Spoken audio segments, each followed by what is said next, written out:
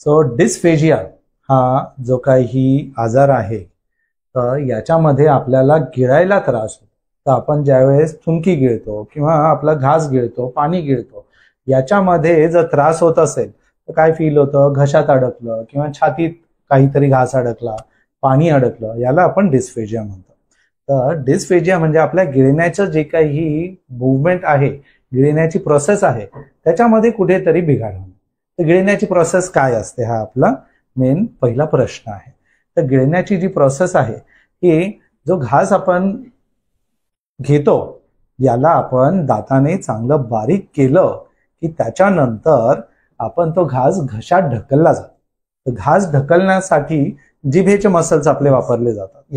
एकदा घास ढकलला की तो आपली ही जी कॉमन पॅसेज आहे, आपला घसा जो आहे, इथूनच आपली श्वसन नलिका चालू होते, इथूनच अन्न नलिका चालू होते।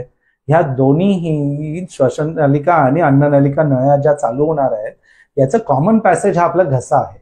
पण गिळलं की बरोबर एक मागे झडप असते जी गिळण्याच्या प्रोसेसमध्ये श्वसन नलिकेला बंद करते। ती झडपेने श्वसन नलिका बंद केली की मग घशाचे मसल्स जे असतात यांच्यामध्ये अगदी एका कोऑर्डिनेटेड फॅशन मध्ये मूवमेंट होऊन घसा अन्न नलिकेत ढकलला जातो।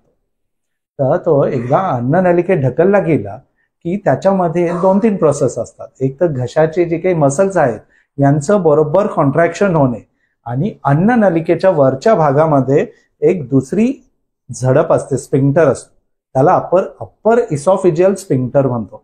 तर ह्या मुवमेंटमध्ये ती अप्पर इसॉफिजियल स्फिंक्टर उघडणे आणि बरोबर घशातून जे काही आपण गिळतोय घास त्याला खाली जागा होणे, ही मुवमेंट खूप कोऑर्डिनेटेड फॅशन मध्ये होणे गरजेचं असतं। याच्यामध्ये जर बिघाड झाला आणि होतो की काही लोकांना ब्रेनमध्ये स्ट्रोक आला वगैरे, तर त्याच्यामध्ये त्या मसल्समध्ये वीकनेस येऊन इथली ती कोऑर्डिनेटेड जी काही मुवमेंट होते याच्यामध्ये बिघाड होतो, त्याच्यामध्ये त्यांना गिळता येत नाही।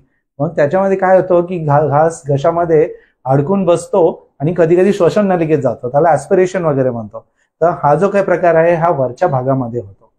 तर तसंच तर ती जी मुवमेंट जर सुरळीत झाली तर तो घास अन्न नलिकेच्या वरच्या भागात पोहोचवला जातो।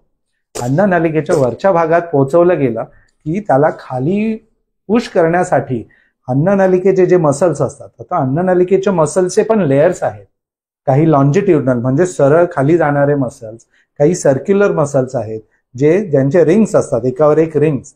अशा त्या दोन्हीही मसल्सचे कोऑर्डिनेटेड फॅशन मध्ये जी मुवमेंट होते त्याला आपण पेरिस्टाल्सिस म्हणतो। तर त्या पेरिस्टाल्टिक मुवमेंट्सने अन्न जे काही घास आहे तो वरच्या भागातनं हळूहळू खालच्या भागात पोहोचवला जातो। अन्न नलिकेच्या खालच्या भागात एक लोअर इसॉफिजियल स्फिंक्टर म्हणून दुसरा झडप आहे, दुसरे एक रिंग असं मसल आहे।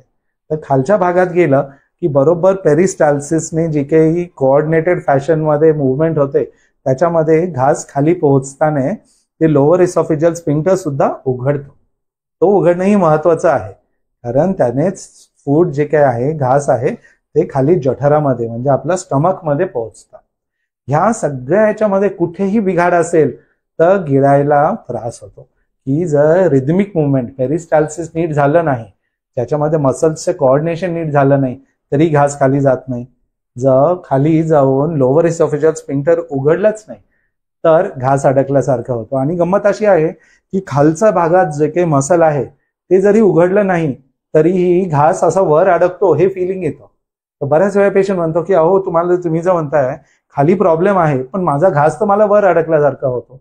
पण हे जे कोऑर्डिनेटेड फॅशन मध्ये आहे, जे बॅक प्रेशर जाणवलं तर गिळायचा त्रास घशात किंवा वरच्या भागामध्ये जाणवतो, खाली जाणवत नाही। कधी कधी खालच्या भागात थोडंसं अडकल्यासारखं फिलिंग येतं, ती वेगळी गोष्ट आहे।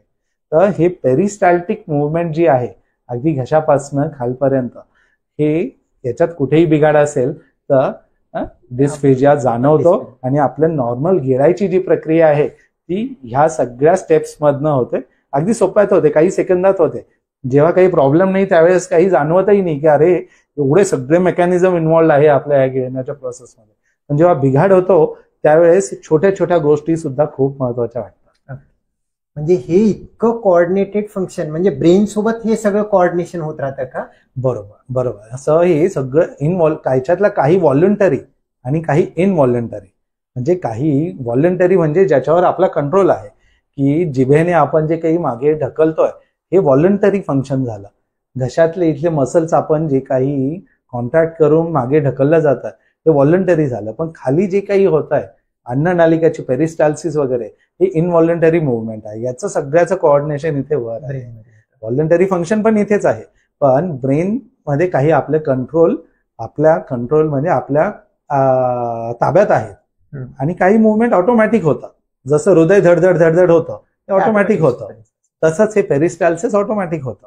तर व्हॉलंटरी आणि इनव्हॉलंटरी अशा सगळे मसलचं कोऑर्डिनेशन हे गिळण्याच्या एक स्वाभाविक आणि सुरळीत प्रक्रियेसाठी महत्त्वाचं.